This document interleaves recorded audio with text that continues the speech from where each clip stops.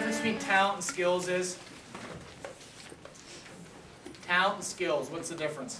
Talent is natural. Skills is something you can learn to do. Yep. Talent is what? Naturally. Naturally, and skills is? Something you can learn to do. Something you need to work on, right? Today we're going to be working on our skills. Would you guys agree everybody sitting in this room is talented? Yes. Yes. Is everybody in this room talented? Yes.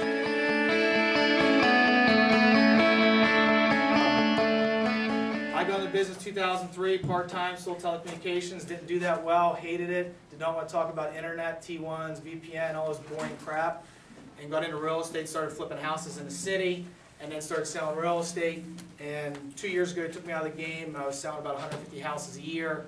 First year in the game, sold about 20, 25 houses part-time, would sell 50, 60 houses myself a year. What I learned is what I'm going to show you guys today in our listing presentation. If you can get really good at this, it'll fix everything. David taught me a thing one time. He said, Jared, what do you want to be remembered as?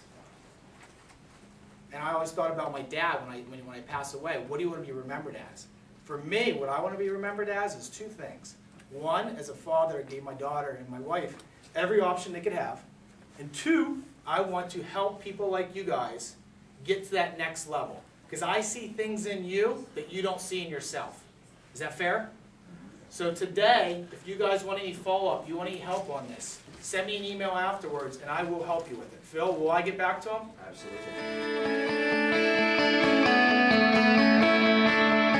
Would you guys agree the biggest challenge in the marketplace right now is lack of listings? Yes. Yes. Right? They're down. We need help getting more listings as a business. So today, our #1 goal is to help you guys get more what? Listings. More listings.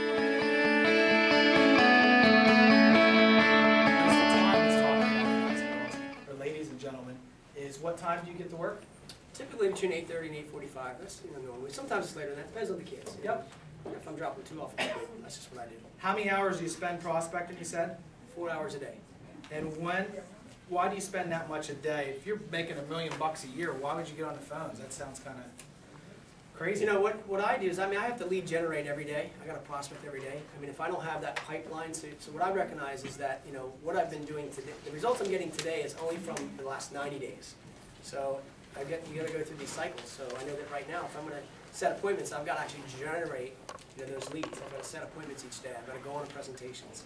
So I'm always continually looking for new business. That's just what I do every day.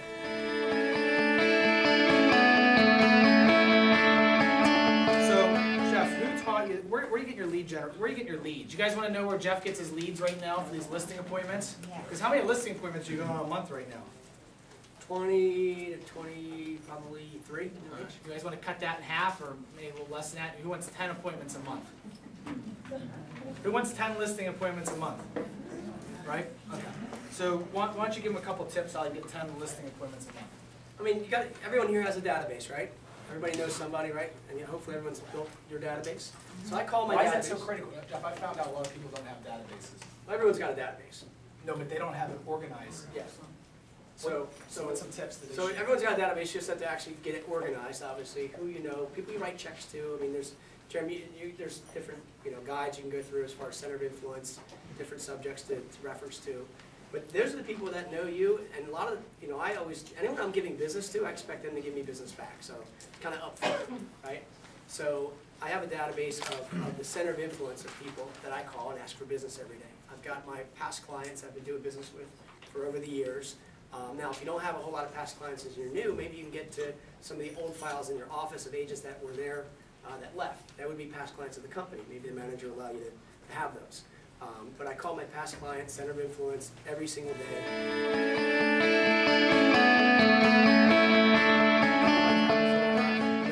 Nothing. Nope. Perfect. So my presentation when we meet will only be between, say, 5 and 25 minutes. Is that okay? Yeah, fair. All right, great. I look forward to seeing you Monday at 4. So you guys notice he asks a lot of questions before what? Before the actual what?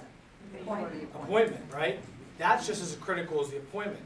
What most realtors do is take the appointment and then ask all the questions out there, and then you don't get a second step and you lose them, right? The first appointment is the prequal.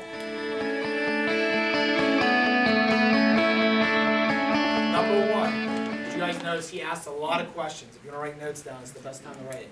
He asked a lot of questions, correct? I can't hear you. Yes.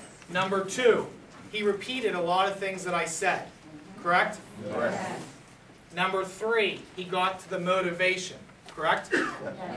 Correct? Yep. Correct. Was it his marketing or was it him getting to the motivation? Which one?